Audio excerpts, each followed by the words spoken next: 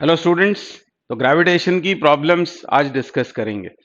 Gravitation में सबसे पहले आप पढ़ते हैं Newton's universal law of gravitation, F equals to capital G m1 m2 upon d square. तो वहीं से क्वेश्चन स्टार्ट करेंगे हम। थ्योरी भी रिवाइज करेंगे साथ में और डिफिकल्टी लेवल भी धीरे धीरे इंक्रीज करते जाएंगे। ये पहला question, you are given total mass capital M, how do you divide it into two parts so that the gravitational force between them at a given distance is maximum. तो एक standard result है और इसका answer है m/2 मतलब इस total mass capital M के दो इक्वल पार्ट्स करने पर m/2 उनके बीच फोर्स मैक्सिमम होगा। और इसको सॉल्व करते हैं मैक्सिमा मिनिमा की कंडीशन से। तो क्या है क्वेश्चन, एक मास दिया हुआ है हमको कैपिटल M और इसके हमको करने हैं दो पीसेस और हर बार इन पार्ट्स को हमें सेम डिस्टेंस पर रखते जाना है और उनके बीच एक्ट करने वाला फोर्स मेजर करते जाना है और ये बतलाना है कि इन पार्ट्स की किन वैल्यूज के लिए force between these two parts will be maximum. तो हम मान लेते हैं कि ये पार्ट्स हैं स्मॉल m एक पार्ट, तो दूसरा क्या हो जाएगा capital M minus small m, क्योंकि इस टोटल मास के ऐसे कितने भी पार्ट्स किए जा सकते हैं, कई सारी पॉसिबिलिटीज होंगी।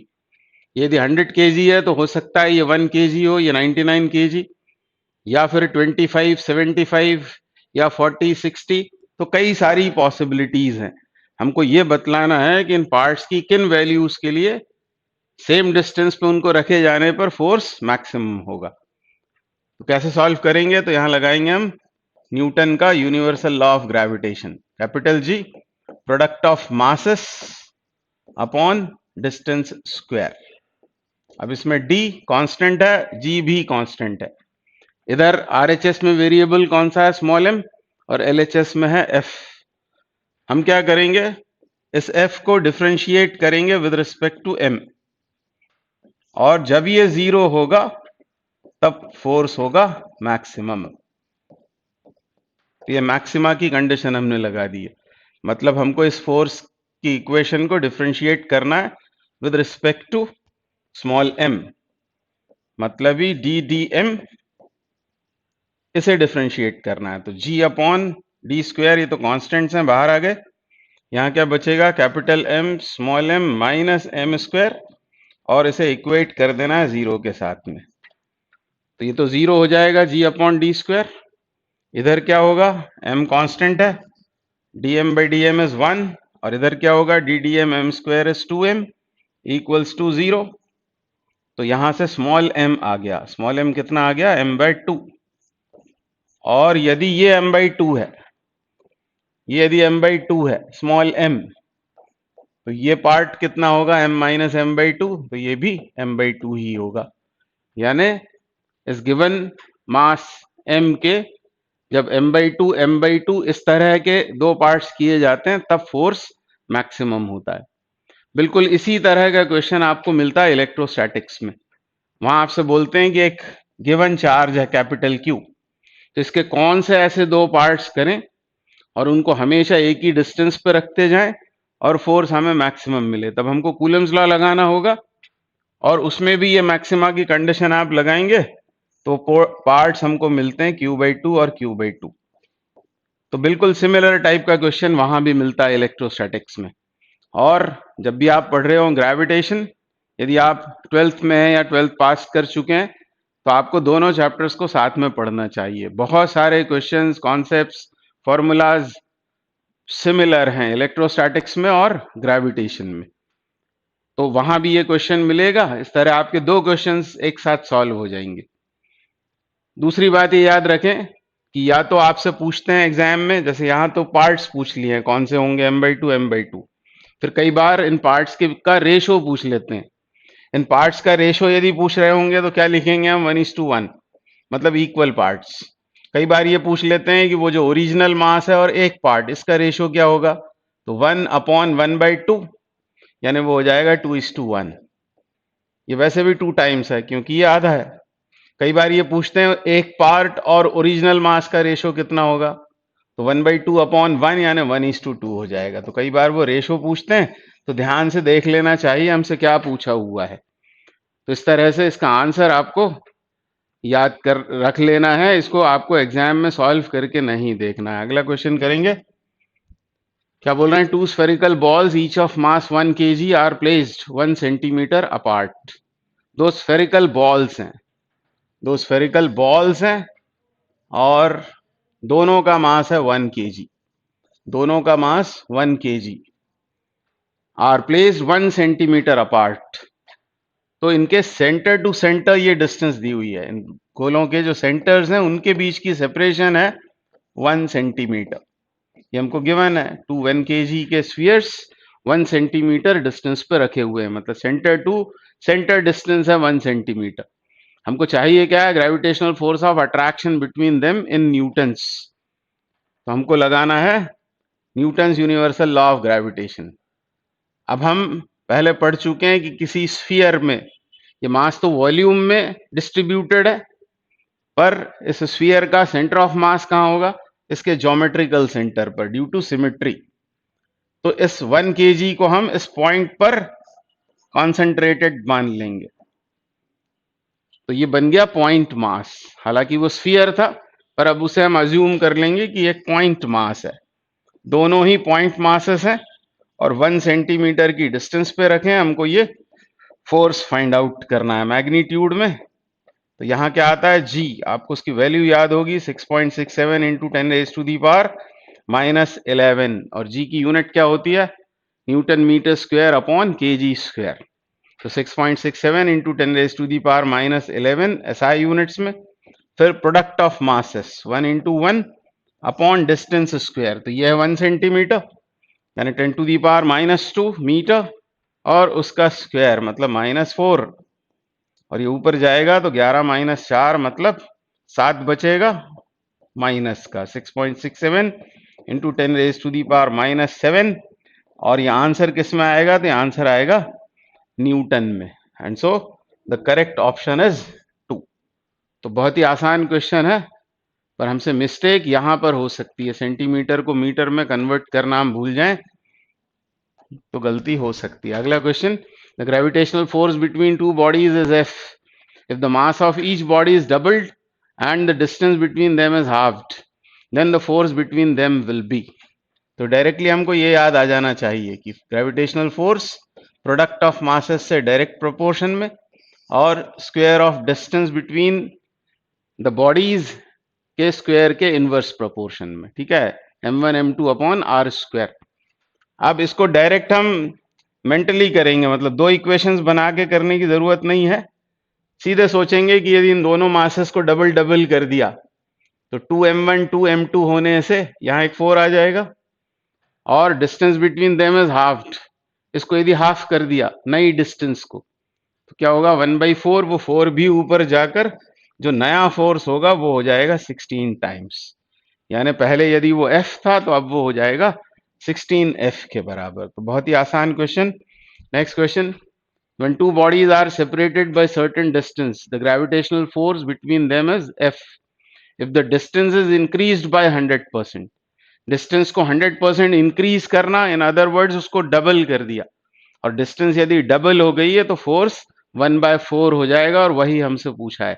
Gravitational force will B F/4 now, earlier it was F, और डिस्टेंस को यदि डबल कर दिया या इंक्रीज बाय 100% तो फोर्स हो जाएगा पहले के रिलेटिव 1/4, यानी F/4 इज द आंसर। अगला question, an infinite number of particles each of mass 1 kg are placed on the positive x-axis at 1 meter, 2 meter, 4 meter, 8 meter from the origin. The magnitude of resultant gravitational force on 1 kg mass kept at the origin is। तो बस एक figure हमको दिमाग में आ जाए, एक figure यदि दिमाग में आ जाता है, यहां मैं बना के आपको दिखाता हूं सिर्फ समझाने के लिए। ये फिगर आपको एग्जाम में नहीं बनाना पड़ेगा, ये सिर्फ समझने के लिए। ये हमने बना लिया एक्स एक्सिस। ठीक है, ये है एक्स एक्सिस, और एक्स एक्सिस पर कई सारे मासेस रखे हुए हैं।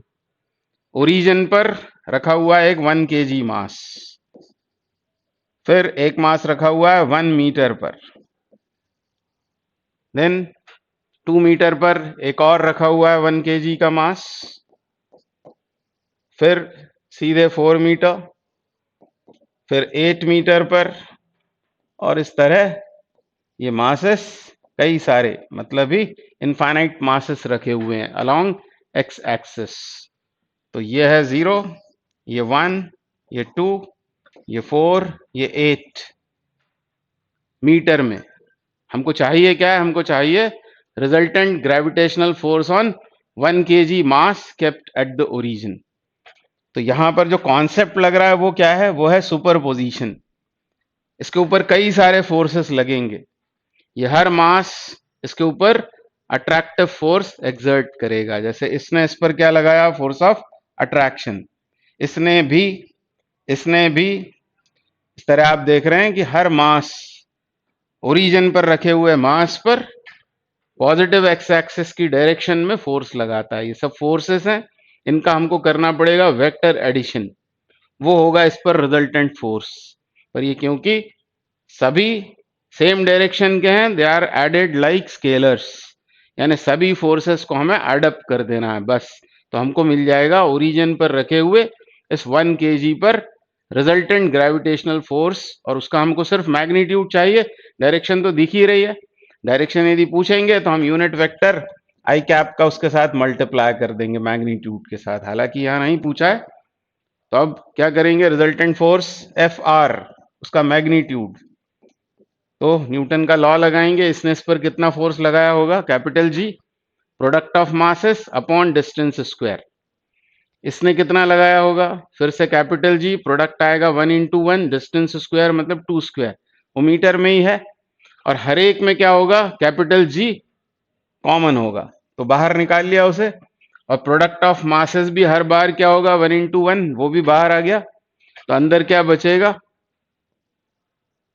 अंदर बचेगा 1/1 स्क्वायर, मतलब ही 1। फिर क्या आएगा? 1/2 स्क्वायर, फिर आएगा 1/4 स्क्वायर, फिर 1/8 स्क्वायर। तो मैथ्स वाले स्टूडेंट्स तो पहचान गए होंगे कि ये जीपी है, इनफाइनाइट जीपी, ज्योमेट्रिक प्रोग्रेशन। बस इसका हमको सम का फॉर्मूला लगा देना है।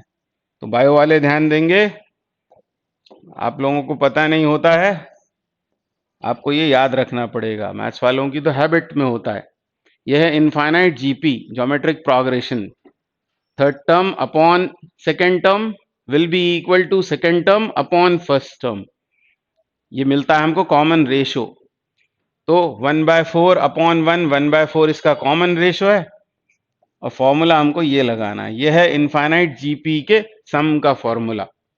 तो क्या हो जाएगा? ये वैल्यूज डाल दें यदि, तो फर्स्ट टर्म कितनी है? तो फर्स्ट टर्म मतलब ये 1, और 1 माइनस आर, यानी 1 माइनस 1/4, यानी वो कितना हो जाएगा? 3/4, और रेसिप्रोकेट होकर 4g/3 is the answer. 4g/3, option 4 is correct.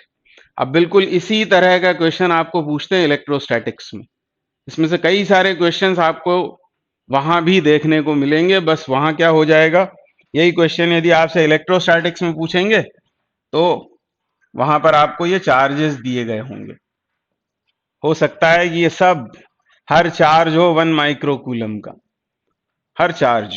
हमसे पूछ रहे हैं ओरिजिन पर रखे हुए इस चार्ज पर रिजल्टेंट फोर्स, तो क्या होगा? अब रिपल्शन होगा इसका, इस पर क्या आएगा? रिपल्शन। अभी हम दूसरे क्वेश्चन की बात कर रहा हूं। इसका भी इस पर रिपल्शन, इसका भी, सभी रिपल्शन के फोर्सेस होंगे। Again all the forces are additive, और वहां हमको लगाना पड़ेगा कूलम्स लॉ। और कूलम्स लॉ क्या है? 1/4 pi epsilon naught epsilon r into Q1 Q2 upon r square. ये कूलम्स लॉ होता है। तो कूलम्स लॉ और न्यूटन लॉ को कंपेयर करें तो दोनों में आप देख रहे हैं कि दोनों इनवर्स स्क्वायर लॉ को ओबे करते हैं। दोनों इनवर्स स्क्वायर लॉ को ओबे करते हैं, दोनों ही फोर्सेस कंजर्वेटिव हैं, दोनों सेंट्रल हैं। कई सारी प्रॉपर्टीज कॉमन है ग्रेविटेशनल फोर्स और इलेक्ट्रिक फोर्स में। तो बस यहां पर जब आप इसको सॉल्व कर रहे होंगे तो रिजल्टेंट फोर्स क्या होगा? तो 1/4 पाई एप्सिलॉन नॉट हर एक में से बाहर आ जाएगा। फिर प्रोडक्ट ऑफ चार्जेस हमने 1 कूलम माना है, तो दोनों 1 कूलम के हैं, तो 10⁻⁻12 ये भी कॉमन आ जाएगा। अंदर फिर से वो फॉर्मूला लगाना होगा हमको, क्या आएगा वो वैसे ही आ जाएगा जैसा उसमें आया है, 4/3 वो भी हो जाएगा। इसकी भी वैल्यू आप जानते हैं, 9 इंटू 10⁻9 इंटू 10⁻⁻12 इंटू 4/3। ये 3 से ये 3 कैंसिल आउट होकर 3 इंटू, ये बल्कि 12 हो गया ये, तो इसको हटाएं, 12 इंटू 10⁻³ और साइंटिफिक वे में लिखें तो डिवाइडेड बाई 10 मल्टीप्लाइड बाई 10। तो इस तरह से आंसर आ जाएगा। तो आंसर सही है या गलत मुझे नहीं पता, पर आपको मैंने बताया कि क्या किस तरह की सिमिलैरिटी है दोनों के बीच में। आपको ये फॉर्मूला बहुत अच्छे से याद रखना चाहिए। ये है sum of infinite terms of geometric progression, a upon 1 minus r. फिर इलेक्ट्रोस्टैटिक्स में एक काम वो ये भी कर सकते हैं कि ऑल्टरनेट चार्जेस को वो क्या कर दें, प्लस माइनस, ये प्लस ये माइनस, ये प्लस ये माइनस। तब फिर आपको सावधान हो जाना पड़ेगा, क्योंकि कुछ फोर्सेस हो जाएंगे अट्रैक्टिव, कुछ हो जाएंगे रिपल्सिव। तो ये भी एक कंपैरिजन का पॉइंट है। Gravitational force is always attractive, whereas electric may be repulsive also, attractive sometimes repulsive। और भी आपने कई सिमिलैरिटीज पढ़ी होंगी। आप जानते हैं कि ग्रेविटेशनल फोर्स बहुत वीक होता है किसके सामने, इलेक्ट्रिक फोर्स के सामने। Electric force is too much stronger than gravitational force. तो कंपैरिजन भी आपके दिमाग में होना ही चाहिए। क्या बोल रहे हैं, 3 equal masses small m are placed at the 3 vertices of an equilateral triangle of side A. The gravitational force exerted by this system on another particle of mass small m at the midpoint of a side। तो एक equilateral triangle और उसके तीनों vertices पर small M मास रखा हुआ है। ये 3 पॉइंट मासेस इक्विलेटरल ट्रायंगल के वर्टाइसेस पर। हमसे बोला क्या है, एक चौथा पॉइंट मास है जो किसी एक साइड के मिड पॉइंट पर है। तो यहां उसको सपोज कर लेते हैं, यह है वो चौथा मास डी पर, और इस पर हमको फोर्स फाइंड आउट करना है।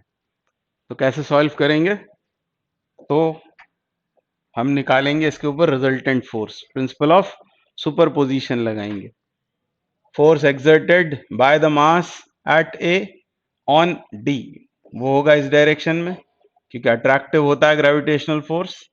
इसका इस पर फोर्स वो भी अट्रैक्टिव होगा, और सिमेट्री की वजह से ये दोनों फोर्सेस होंगे इक्वल मैग्नीट्यूड्स के, डायरेक्शंस ऑपोजिट है और मैग्नीट्यूड्स इक्वल होंगे। इधर कितना हमको मिलेगा, यहां मिलेगा हमको G M square upon, side दे रखी है ए, तो a/2 स्क्वायर।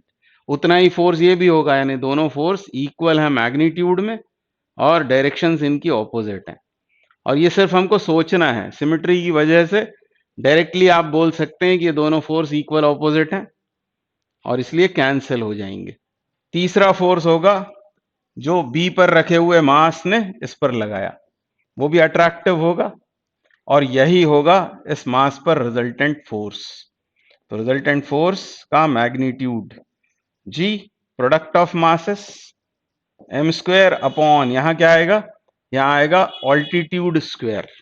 तो इक्विलेटरल ट्रायंगल का ऑल्टीट्यूड मैं आपसे हमेशा कहता हूं, इसको याद रखो, a√3/2।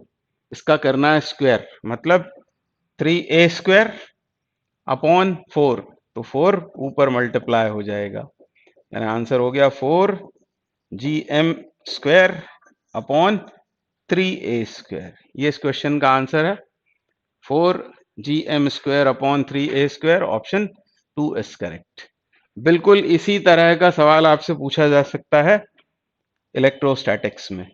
क्या बोलेंगे आपसे कि मान लो 3 पॉइंट चार्जेस हैं जो इक्विलेटरल ट्रायंगल के वर्टाइसेस पर रखें, और चौथा ये चार्ज, सब कैसे दिख रहे हैं आपको, पॉजिटिव। इस पर आपसे नेट फोर्स पूछेंगे, तो फिर यही लॉजिक लगाएंगे कि ये दोनों फोर्स इक्वल ऑपोजिट होकर कैंसिल हो जाएंगे, सिर्फ इसका ही इस पर फोर्स आएगा और वही रिजल्टेंट फोर्स होगा। सो फाइंड करना है तो 1/4πε0, ये कांस्टेंट आएगा, प्रोडक्ट ऑफ चार्जेस मतलब q² अपॉन इसका स्क्वायर, मतलब ही 3a² और ये 4, ये इसका आंसर हो जाएगा। तो बहुत सारे क्वेश्चंस आपको ऐसे मिलेंगे जो दोनों चैप्टर्स में बिल्कुल कॉमन है। Next question, two metal spheres of same material and radius are in contact with each other, the gravitational force of attraction between the spheres is given by. तो ये हैं वो दो स्फीयर्स, आर रेडियस के हैं और इनको कॉन्टैक्ट में रखा हुआ है। तो इस गोले का मास यहां कॉन्सेंट्रेटेड होगा, इस गोले का यहां कॉन्सेंट्रेटेड होगा, दोनों गोलों की रेडियस बोला हुआ है आर, यानी सेंटर टू सेंटर ये डिस्टेंस कितनी हो जाएगी, ये हो जाएगी 2r। और हमको चाहिए क्या, इनके बीच फोर्स ऑफ अट्रैक्शन। तो जैसा अभी हमने किया था इसको हम बदल लेंगे इस तरह के 2 पॉइंट मासेस के सिस्टम में। यहां पर इस गोले का मास कॉन्सेंट्रेटेड मान लेंगे m1, ये होगा m2, और इनके बीच की सेपरेशन ले लेंगे 2r, और फिर फोर्स फाइंड आउट करेंगे। पर यहां हमको मासेस गिवन नहीं है, मासेस गिवन नहीं है, सेम मटेरियल बोला है ना, डेंसिटी सेम है, पर मासेस गिवन नहीं है। तो हम ये फॉर्मूला जब लगाएंगे तो यहाँ मासेस की जगह हमको क्या सब्स्टिट्यूट करना पड़ेगा, वॉल्यूम इनटू डेंसिटी, 4/3, और रेडियस दोनों की ही आर है, तो 4/3 pi r cube into D, ये पहला मास, दूसरा mass 4/3 pi r cube D upon distance square which is 2r whole square, मतलब 4r²। और हमको सिर्फ प्रोपोर्शनैलिटी बतानी है, इसमें से कांस्टेंट्स को हटा देते हैं, ये कांस्टेंट, ये भी कांस्टेंट, ये भी, ये भी, और ये भी, और ये 4 भी, मतलब सिर्फ बात करनी है हमको r की। तो f प्रोपोर्शनल टू क्या हो जाएगा, r6 अपॉन r2। इसका मतलब f प्रोपोर्शनल टू क्या हो जाएगा, r⁴, और ये जिनके ऊपर मैंने सर्कल बना रखे हैं इन सब कांस्टेंट्स को क्वेश्चन में मान लिया है उन्होंने k, यानी f होगा kr⁴, and so option 1 is correct. तो यहाँ गलती क्या हो सकती है, यदि हम ऐसा नहीं सोच पाएंगे कि इनके मासेस गिवन नहीं है, तो हम सीधे बोलेंगे कि इनके बीच की सेपरेशन है 2r, तो f = k/4r², ये आंसर हम कर देंगे। तो वो गलत होगा, इस तरह इसको सॉल्व आपको करना पड़ेगा। अगला क्वेश्चन क्या बोल रहे हैं, 3 uniform spheres having mass m and radius R kept in such a way that each two touches the other. The magnitude of the gravitational force on any sphere due to other two is. तो ऐसे हैं वो तीन गोले, एक दूसरे को touch करते हुए रखे गए हैं, यहां पर और यहां पर, मतलब उनके सेंटर्स पर मास कॉन्सेंट्रेटेड होगा, ये होगा उनका सेंटर ऑफ मास। तो आप ऐसा मान सकते हैं कि 3 पॉइंट चार्जेस यहां रखे हुए हैं, ठीक है। क्या बोला था उसने, uniform spheres each of mass small m, तो हर एक का मास स्मॉल m, और ये सेपरेशन कितनी हो जाएगी इनके बीच की, यह है r, यह है r, यानी ये होगा 2r, यानी 2r साइड वाला ये इक्विलेटरल ट्रायंगल बन गया। चाहिए क्या है हमको, हमको चाहिए magnitude of gravitational force on any sphere due to other to.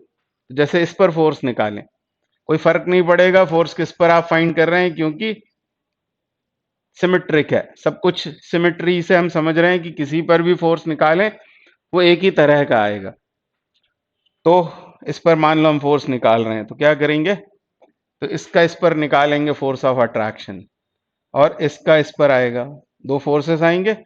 और क्या ये दोनों इक्वल नहीं होंगे, यस होंगे, क्योंकि प्रोडक्ट ऑफ मासेस m² होगा और डिस्टेंस भी दोनों बार सेम है, यानी दोनों ये इक्वल मैग्नीट्यूड्स के फोर्सेस हैं। और ये एंगल होगा, ज्योमेट्री से हम जानते हैं 60। फिर हमने वेक्टर्स में पढ़ा हुआ है, हमको ये याद आना चाहिए कि दो इक्वल मैग्नीट्यूड के फोर्सेस या कोई भी वेक्टर्स 60 डिग्री पर इंक्लाइंड हो तो उनका रिजल्टेंट वो होता है f√3, और उसकी डायरेक्शन होती है किसी भी एक से 30 डिग्री पर। इसको हमने याद किया था, p 60, p√3 30। तो ये याद आता है, तो रिजल्टेंट फोर्स आपको मिल गया डायरेक्टली। क्या लिखेंगे, रिजल्टेंट फोर्स विल बी इसको एफ आर कर देते हैं। रिजल्टेंट फोर्स कितना होगा? F root three at an angle of 30 degree, क्योंकि पैरेललोग्राम कंप्लीट यदि यहाँ करेंगे तो इसी डायरेक्शन में आएगा resultant force, making 30 degree with either of these forces. F root three हो गया। अब एफ लिख लेंगे, तो कैपिटल जी, मतलब यहां से शुरुआत मत करो, जी एम स्क्वायर अपॉन 2r², फिर वो कॉम्प्लिकेटेड हो जाएगा। पहले तो आपको इसी तरह से सोच लेना चाहिए, इसका इस पर फोर्स एफ, इसका इस पर एफ, दोनों इक्वल मैग्नीट्यूड के, 60 डिग्री पर इंक्लाइंड, फिर ये याद आ जाए कि resultant will be F root three. तो अब एक फोर्स की वैल्यू यहां पर रख लेनी है, तो जी प्रोडक्ट ऑफ मासेस मतलब M square upon distance square, मतलब वो हो जाएगा 4r², 4r² into root three, और ये आपका फाइनल आंसर हो जाएगा। अब इसमें मैच हो रहा है, ये G M square upon 4r² into root three, option 1 is correct. अब इसी तरह का क्वेश्चन आपको पूछ सकते हैं कहां पर? इलेक्ट्रोस्टैटिक्स में। ये 3 कंडक्टर्स बोलेंगे, spherical conductors, spherical conductors having charge plus Q. तो आप जानते हैं कंडक्टर की आउटर सरफेस पर चार्ज प्रेजेंट होता है, उसको यहां सपोज कर लेंगे। वो होता सरफेस पर है, पर बिहेव ऐसे करता है जैसे कि सेंटर पर रखा हुआ है। तो इस तरह के डायग्राम में वो कन्वर्ट हो जाएगा। और फिर किसी भी चार्ज पर आपसे पूछेंगे फोर्स, बस डायरेक्शन बदल जाएगी। अब इसका इस पर आएगा रिपल्शन, और इसका भी आएगा रिपल्शन, ऐसा हो जाएगा। Still the angle is 60 degree. तब भी आपका रिजल्टेंट कितना होगा? एफ रूट थ्री, और एफ कितना होगा? 1/4πε0 प्रोडक्ट ऑफ चार्जेस, मतलब क्यू स्क्वायर अपॉन 2r²। तो बिल्कुल सिमिलर टाइप का क्वेश्चन वहां भी बनेगा। अगला क्वेश्चन क्या बोल रहे हैं? Two bodies of masses m1 and m2 are separated by certain distance.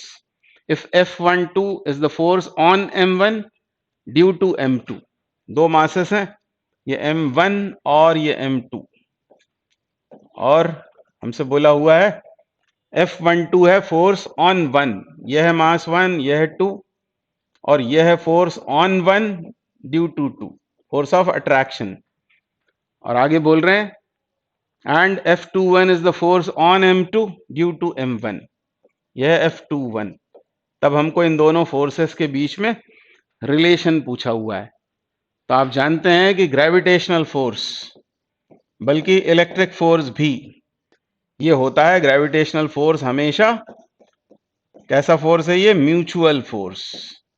Mutual का मतलब क्या है? जितना 2 ने 1 पर लगाया उसी मैग्नीट्यूड का फोर्स होगा जो 1 2 पर एक्सर्ट करेगा, व्हाटसोएवर द मासेस में बी। हो सकता है ये हो 100 kg और ये हो 1 kg, और यदि ये वाला फोर्स मान लो 10 न्यूटन है, तो ये भी 10 न्यूटन होगा। 1 kg ने 100 पर 10 लगाया, तो 100 kg भी 1 पर 10 न्यूटन का ही फोर्स लगाएगा। मतलब मैग्नीट्यूड्स बराबर होते हैं, यानी म्यूचुअल फोर्स है। इन other words action reaction pair है, एक्शन रिएक्शन पेयर। इसका मतलब न्यूटन्स थर्ड लॉ वैलिड है, और जितना फोर्स ये है उतना ही ये है मैग्नीट्यूड में। यानी आप चाहें तो ऐसा लिख सकते हैं, F12 vector in magnitude is equal to F21 vector magnitude. Magnitude में बराबर, पर डायरेक्शंस जस्ट ऑपोजिट। मतलब यदि आप उसे वेक्टर फॉर्म में लिखना चाह रहे हैं तो F12 बराबर आपको लिखना पड़ेगा विद माइनस साइन F21, जिसमें ये माइनस ऑपोजिट डायरेक्शन का हो जाएगा। क्या ये ऑप्शन सही है? तो ये ऑप्शन सही नहीं है, क्योंकि ये मैग्नीट्यूड्स हैं दोनों फोर्सेस के, और मैग्नीट्यूड्स बराबर होते हैं क्या? होते हैं। यानी ऑप्शन सही है, बल्कि गलत नहीं है, सही है। Magnitudes are equal, vector sign नहीं है, मतलब वो मैग्नीट्यूड्स हैं। पर ये सही है क्या? F12 is equal to F21 vector, तो वेक्टर फॉर्म में लिखा है, मतलब ये गलत है। यहाँ एक माइनस साइन और होना चाहिए था ऑपोजिट डायरेक्शन का। ये सही है क्या? यस, ये सही है। यानी 1 और 3 दोनों सही है, मतलब हमारा जो आंसर होगा वो होगा 4। Both 1 and 3 are correct. तो ये आपको समझ में आया होगा, ये प्रॉपर्टी है, ये वहां भी आपको याद रखना चाहिए इलेक्ट्रोस्टैटिक्स में भी। gravitational force as well as electric force. Both are conservative, both are central, both are mutual, both are action reaction pair. बस फर्क क्या है, ग्रेविटेशनल फोर्स हमेशा अट्रैक्टिव और इलेक्ट्रिक फोर्स कभी कभी रिपल्सिव भी हो सकता है, depending upon the nature of charges. अगला क्वेश्चन करते हैं. क्या बोल रहे हैं? Two spheres of masses small m and capital M are situated in air and the gravitational force between them is F. The space around the masses is now filled with a liquid of specific gravity 3. The gravitational force will now be. तो पहले तो इसी की बात कर लेते हैं. Specific gravity, ये टर्म कंफ्यूज कर सकती है. स्पेसिफिक ग्रेविटी का ही मतलब होता है रिलेटिव डेंसिटी. रिलेटिव डेंसिटी और स्पेसिफिक ग्रेविटी एक ही बात है. और रिलेटिव डेंसिटी क्या होती है? जब किसी मटेरियल की डेंसिटी को हम या किसी बॉडी की डेंसिटी को वाटर की डेंसिटी से कंपेयर करते हैं, तब वो कहलाती है रिलेटिव डेंसिटी. रिलेटिव डेंसिटी या स्पेसिफिक ग्रेविटी क्या होती है? यहां क्या आएगा? Density of material. ये सिर्फ इंफॉर्मेशन के लिए आपको बता रहे हैं, पता तो है ही आपको. Density of material upon density of water, ये रेशो कहलाता है रिलेटिव डेंसिटी. मतलब ही किसी मटेरियल की डेंसिटी को जब वाटर की डेंसिटी से कंपेयर करते हैं तब मिलती है रिलेटिव डेंसिटी. या डेंसिटी ऑफ मटेरियल चाहिए तो डेंसिटी ऑफ वाटर इनटू क्या करेंगे? Specific gravity. तो अब इस क्वेश्चन में ये बोला है कि दो मासेस हैं, स्मॉल m और कैपिटल M. इनको जब हवा में रखा गया, एयर में प्लेस किया किसी डिस्टेंस पर, तब इनके बीच फोर्स है F. इन्हीं को यदि किसी ऐसे मीडियम में रख दिया जिसकी स्पेसिफिक ग्रेविटी है 3, तब ग्रेविटेशनल फोर्स कितना हो जाएगा? ये हमसे पूछा हुआ है. तो ये भी प्रॉपर्टी पर बेस्ड है, इसमें करना कुछ भी नहीं है आपको. बस आपको ये याद आ जाना चाहिए कि ग्रेविटेशनल फोर्स मीडियम पर डिपेंड नहीं करता. और ये कैसे पता लगता है? इस फॉर्मूले से. इसमें मीडियम का रिप्रेजेंटेशन करने वाला कोई भी फैक्टर नहीं है. ये यूनिवर्सल ग्रेविटेशनल कांस्टेंट है, ये मासेस हैं, ये डिस्टेंस है. तो इनमें से कोई भी मीडियम को रिप्रेजेंट नहीं कर रहा है. मतलब ही इन अदर वर्ड्स, मीडियम के बदले जाने पर ये फोर्स नहीं बदलेगा. यदि पहले F था तो अब भी F ही रहेगा, बशर्ते उनके बीच की डिस्टेंस वही रहे और उन्हीं मासेस को इस मीडियम में प्लेस करें, तो F ही रहेगा वो. अब आपको याद दिला देता हूं कि यदि ये इलेक्ट्रोस्टैटिक में यदि क्वेश्चन पूछा होता तो फिर आपको याद आता Coulomb's law, 1/4 epsilon naught epsilon r Q1 Q2 upon r². इसमें से जो एप्सिलॉन r है ये है relative permittivity of a medium. जैसे वाटर के लिए 81, माइका के लिए 5. यानी electric force depends upon the medium in which the charges are placed.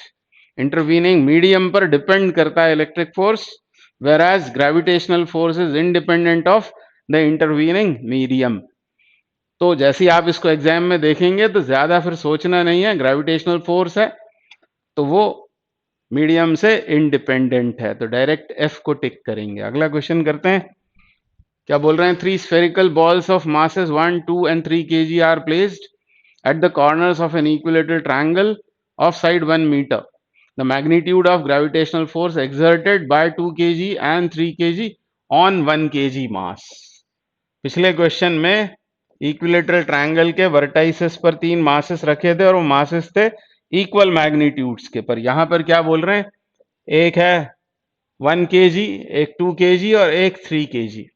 उसमें से इसको हम मान लेते हैं 1 kg, यह है मान लो 2 kg और यह है 3 kg. हमको फोर्स किस पर चाहिए? इस पर. इस पर कितने फोर्स एक्ट करेंगे? दो फोर्स एक्ट करेंगे. कोई मास खुद पर कोई फोर्स एग्जर्ट नहीं करता है. इसने इस पर क्या लगाना है? अट्रैक्शन. इसने इस पर अट्रैक्शन. और ये एंगल तो ज्योमेट्री से 60 डिग्री होगा. अब यहां पर आपको ये फोर्स फाइंड करना पड़ेंगे क्योंकि ये दोनों फोर्स इक्वल मैग्नीट्यूड के नहीं होंगे. ये कितना होगा? Capital G product of masses, मतलब 2 × 1 अपॉन ये डिस्टेंस और ये साइड है, उसकी साइड दे रखी है 1 मीटर. यानी यहाँ आएगा 1 स्क्वायर, तो ये हो गया 2g के बराबर। और ये कितना होगा? g product of masses 3 into 1 upon 1 square, that is 3g। मतलब दो फोर्सेस हैं जिनके मैग्नीट्यूड्स हैं 2g और 3g, and they are inclined at an angle of 60 degree. हमको चाहिए क्या? इन्हीं दोनों फोर्सेस का रिजल्टेंट। तो हमको लगाना पड़ेगा law of parallelogram of vector addition. तो रिजल्टेंट फोर्स का मैग्नीट्यूड का स्क्वायर बराबर क्या होगा? पहले फोर्स के मैग्नीट्यूड का स्क्वायर, मतलब 4g square plus 9g square, ये दूसरे फोर्स के मैग्नीट्यूड का square, 2 times 2g plus sorry into 3g into यहाँ क्या आएगा? cos 60, P square plus Q square plus 2pq cos theta लगा दिया। अब cos 60 हाफ होता है, ये 2 कैंसिल आउट हो जाएगा, तो क्या बचेगा? F R square equals to 9 और 4 13 और 6 19, 19g स्क्वायर मिल जाएगा यहाँ पर हमको। ये 2 आएगा cos 60, ये 2 कैंसिल आउट, ये 3g स्क्वायर है और इंटू 2 कर दिया, नहीं ये 3g ये नहीं है बल्कि क्या है, ये 6g स्क्वायर है, ये 9g और ये 4g, ये आएगा। तो एफ आर कितना हो गया? तो ये हो जाएगा g रूट 19, g रूट 19। ये आंसर सही है। रूट 19g ऐसा नहीं लिखना चाहिए, भले यहाँ दिया हुआ है ऐसा, पर हमको बचना चाहिए ऐसा लिखने से। अंडर रूट 19g ना लिखकर g रूट 19 लिखने की हमको हैबिट होना चाहिए, है ना। Avoid writing under root 19g, नहीं तो कई बार गड़बड़ हो सकती है कैलकुलेशन में। ठीक है, तो इसका ऑप्शन 3 सही है। अगला क्वेश्चन करेंगे। Two particles each of mass small m move in a circle of radius small r under the action of their mutual gravitational attraction, then speed of each particle is। तो वो दोनों particles होंगे डायमीट्रिकली opposite. ये एक particle, ये एक particle, दोनों कितने के हैं? स्मॉल m मास के, और ये दोनों मूव कर रहे हैं सर्कल में। इस तरह से दोनों ही रिवॉल्व हो रहे हैं। हम मान लेते हैं इनकी स्पीड है v, तो स्पीड दिखाएंगे हम टेंजेंट की डायरेक्शन में। ये हमने वेलोसिटी शो की एक्चुअली, और यही हमसे पूछा हुआ है कि स्पीड कितनी है उनकी। ये उस सर्कल का है सेंटर, रेडियस है r। अब इस पार्टिकल के सर्कुलर मोशन के होने के लिए एक सेंटर की तरफ फोर्स एक्ट करना चाहिए, उसे क्या कहते हैं? Centripetal force. और ये सेंट्रीपिटल फोर्स कितना होगा? ये होगा mv square upon r, mv square upon r। और ये नेसेसरी सेंट्रीपिटल फोर्स कैसे प्रोवाइड होगा? By the force of gravitation between these two masses.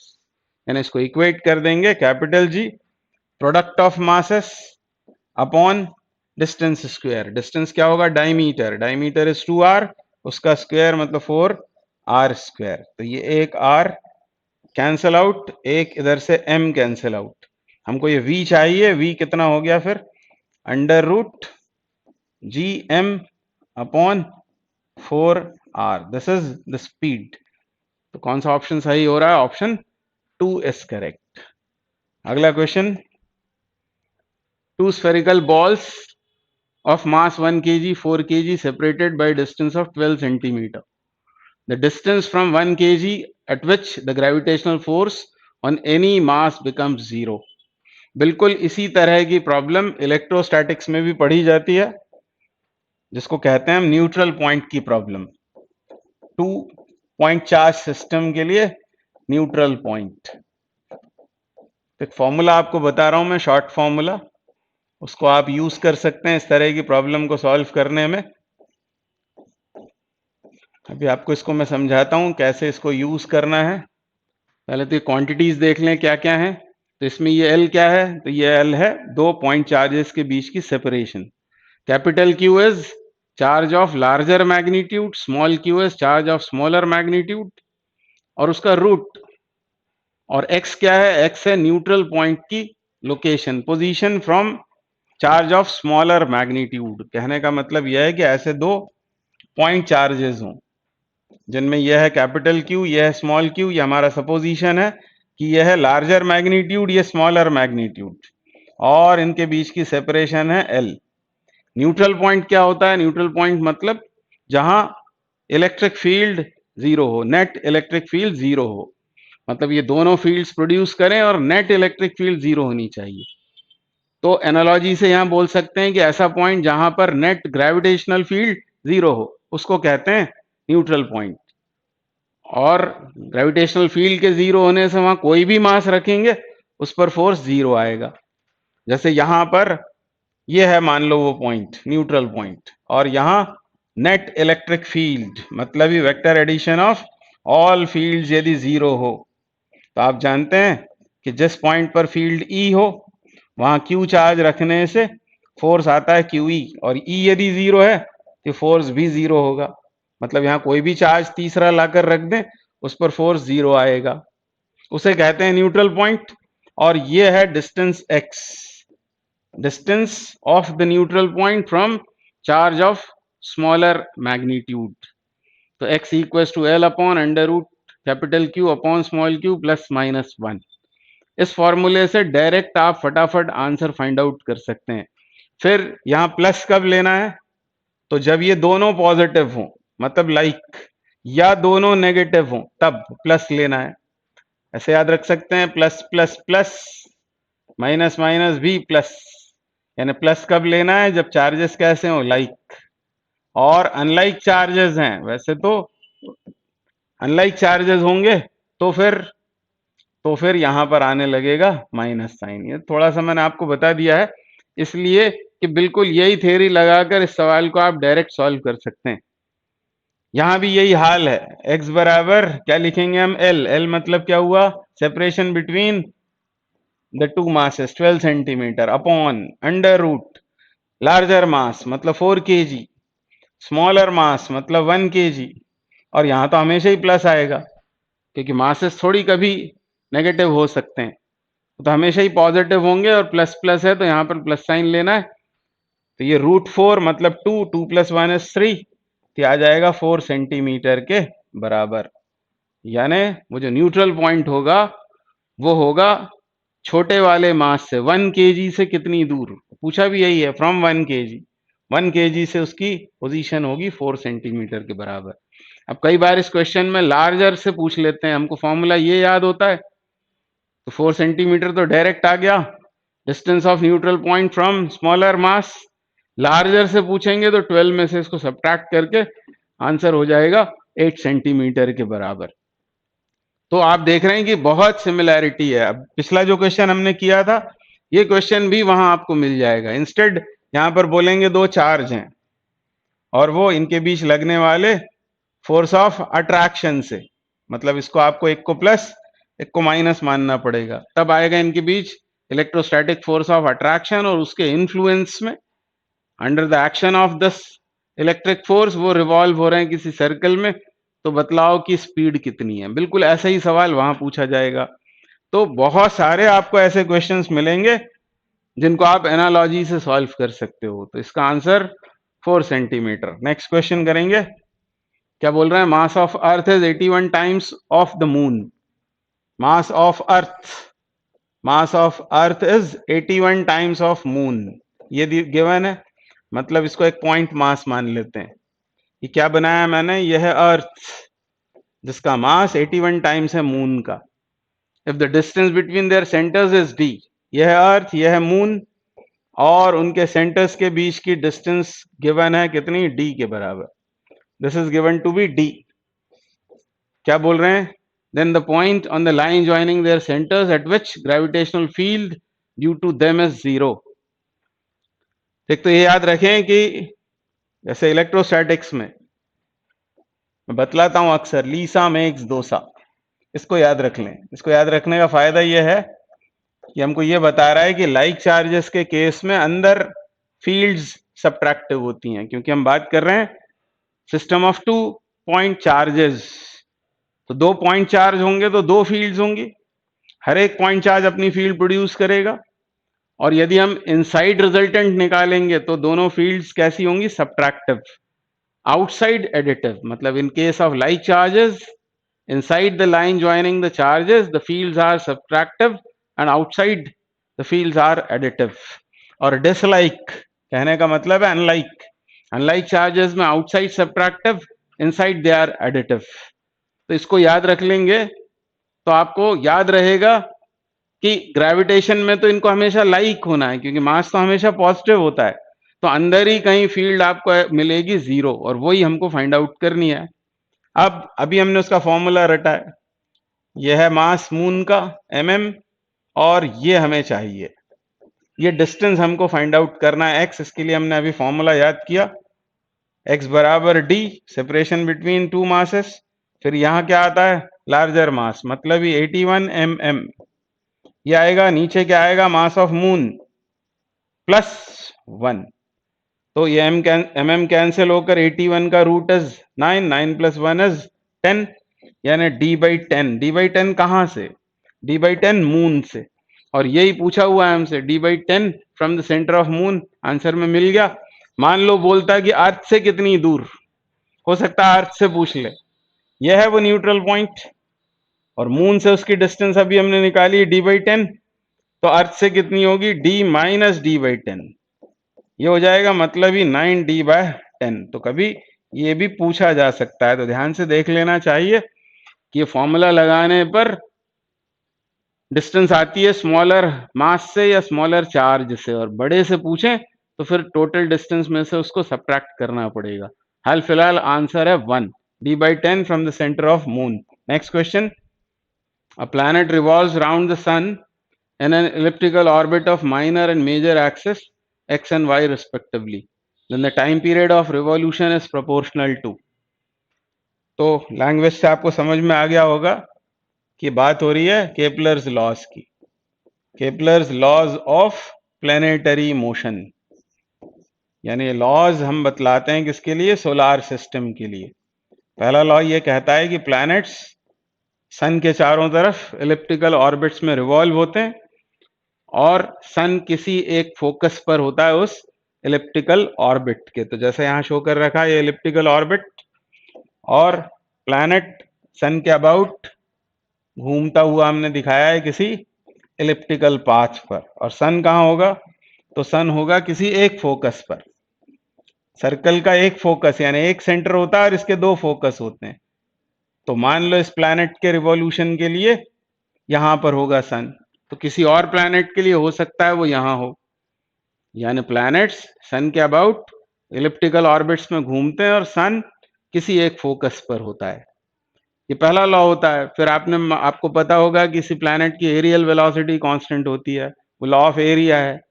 और यहां जो बात हो रही है टाइम पीरियड के बारे में, वो लॉ ऐसा है कि किसी भी प्लैनेट के टाइम पीरियड का स्क्वायर उस प्लैनेट और सन के बीच एवरेज डिस्टेंस के क्यूब के डायरेक्टली प्रोपोर्शनल होता है।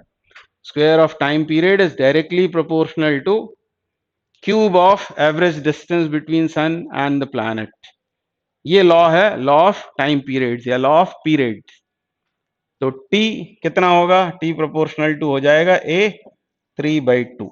अब a जैसा मैंने कहा, a क्या है, a है एवरेज डिस्टेंस, एवरेज डिस्टेंस, क्योंकि आप देख रहे हैं डिस्टेंस सन से उस प्लैनेट की हमेशा बदलती रहेगी क्योंकि ऑर्बिट है एलिप्टिकल। तो average distance between sun and the planet, in other words इसको बोल सकते हैं आप सेमी मेजर एक्सिस। डायरेक्ट ये याद रखें, सेमी मेजर एक्सिस। एलिप्स की दो एक्सिस होती हैं, उनमें से ये है ये मेजर एक्सिस है, ये माइनर एक्सिस है, उसका आधा क्या होगा, सेमी मेजर एक्सिस या सेमी माइनर एक्सिस। जो यहां बोला हुआ है माइनर एक्सिस कितनी है, वो है x, तो सेमी कितनी हो जाएगी x/2, मतलब ये है x/2, और मेजर एक्सिस है y, तो ये हो जाएगा y/2। तो जब ये लॉ लगाना होगा तो हम लिखेंगे t प्रोपोर्शनल टू, एक ही जगह क्या आ जाएगा, एक ही जगह आ जाएगा ये y/2, y/2 यानी y 3/2 अपॉन 2 3/2। पर ये तो कांस्टेंट है, हमसे सिर्फ प्रोपोर्शनलिटी पूछा हुआ है, यानी हम बोलेंगे t proportional to y raise to the power 3/2, and so option 4 is correct. तो केपलर्स लॉज पर बेस्ड क्वेश्चन था।